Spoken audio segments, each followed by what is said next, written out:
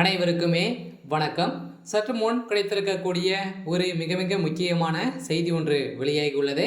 சற்று முன் உதயநிதி கதை முடிந்தது, இவர்தான் அந்த சார், வாக்குமூலம் கொடுத்த குற்றவாளி, இது மாதிரி செய்திகள் வெளியாயிருக்கு. இப்போ பார்த்தீங்கன்னா அண்ணா பல்கலைக்கழகத்தில் நடந்த சம்பவத்தினால இப்போ இது வரைக்குமே பார்த்தீங்கன்னா அந்த சம்பவம் ஓயாமலே பார்த்தீங்கன்னா பரபரப்பாக பேசப்பட்டு வரும் நிலையில் தான் இப்போ அந்த மாணவிகள் அனைவரையுமே பார்த்தீங்கன்னா ஒன்று திரண்டு சென்னையில் ஒரு மிகப்பெரிய போராட்டங்களாக நடத்த போகிறதாக ஒரு பரபரப்பான செய்தி வெளியாகி வருகின்ற நிலையில் தான் இப்போ இந்த விஷயத்தில் உதயநிதியுடைய ஸ்டாலினுக்கு சம்பந்தம் இருக்குது. அந்த சார் யார் அப்படின்னா உதயநிதி தான் அப்படின்ற மாதிரி பார்த்தீங்கன்னா இப்போ பேசப்பட்ட ஒரு நிலையில் தான் உடனடியாக தமிழகத்தில் ஒரு மிகப்பெரிய போராட்டங்களாக வெடித்திருக்கு.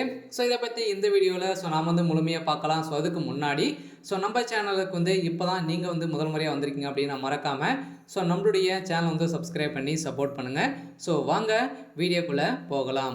பார்த்தீங்கன்னா உதயநிதி ஸ்டாலின் அவர்கள் பார்த்தீங்கன்னா ஏற்கனவே ஒரு மிகப்பெரிய பிரச்சனைகள் தான் இருக்கார். இப்போ நடந்த விஷயத்தில் பார்த்தீங்கன்னா உதயநிதியுடைய நண்பராக தான் ஞானசேகரன் அவர்கள் இருக்கார் அப்படின்ற மாதிரி பார்த்தீங்கன்னா பேசப்பட்டு வந்திருந்த நிலையில் இப்போ அதிரடியாக இதில் திமுக சேர்ந்த அமைச்சர்களுக்கும் தொடர்பு இருக்குது அப்படின்ற மாதிரி தான் நிறைய வீடியோக்கள் பார்த்தீங்கன்னா லீலைகள் உடைய வீடியோக்கள் வெளியே இருந்த நிலையில் தான் சுப்பிரமணியன் அவர்கள் இப்போ வசமாக சிக்கி இருந்த நிலையில் அவர் கொடுத்த வாக்குமூலத்தால் இப்போ உதயநிதி ஸ்டாலினுடைய தலைக்கே ஒரு மிகப்பெரிய இடியாக தான் விழுந்திருக்கு.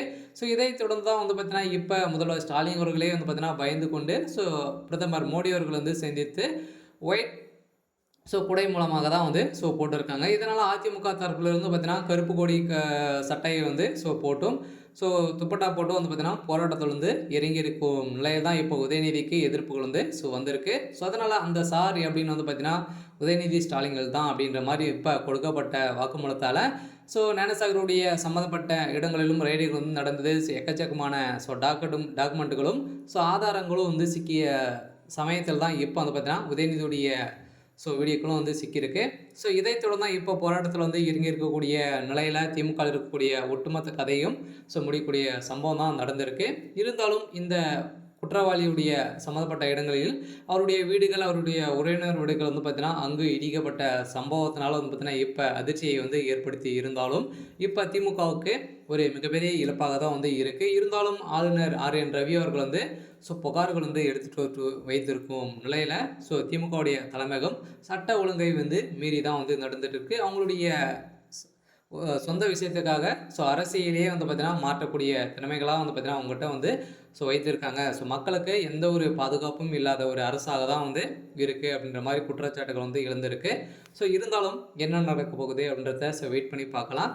இது மாதிரி செய்திகளை தெரிஞ்சுக்கணும் அப்படின்னா மறக்காமல் நம்மளுடைய சேனல் சப்ஸ்கிரைப் பண்ணிக்கோங்க. தேங்க்யூ.